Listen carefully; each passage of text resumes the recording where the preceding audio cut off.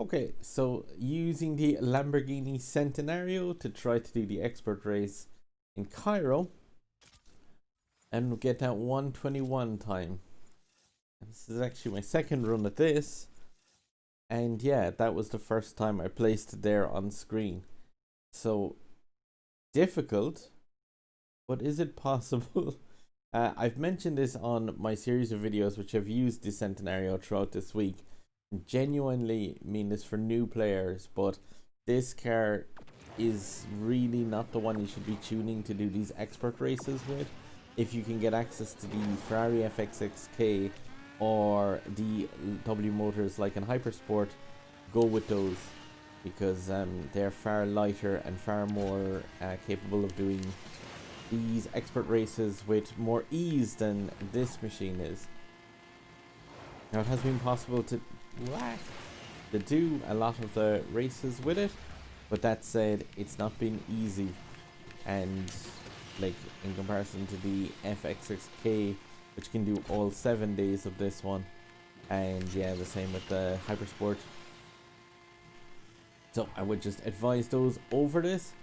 This car has like decent enough acceleration, but the top speed really isn't there for an S-Class car, and the weight of it is just crippling on bad corners. It kind of tends to lose that speed incredibly quickly and then be an absolute nightmare to try to regain it. It does win battles in PvP though because of the size of it, but that doesn't really weigh out or make the car valuable because of the like I said, that weight and acceleration combination, and coupled with it's not ideal top speed, but it's possible to do these races. Hey, wait a second to spare. I can't wait for San Francisco. It's gonna break me. But yeah, I do love a challenge when it comes to Asphalt, and I did say that I would put up this series of ones, less so for information other than information of do not invest in that car if you have the choice of anything else. The Lykan, all these front four guys here are amazing cars, and they're available in a load of the events which are constantly available in the game, all freely available.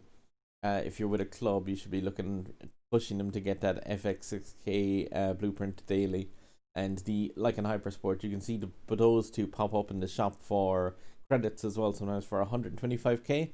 I would always advise just throwing down that 125k. If you have it on the first blueprint, it goes up after that. But yeah, it's well worth doing. Just to tune up those two cars because they are fantastic.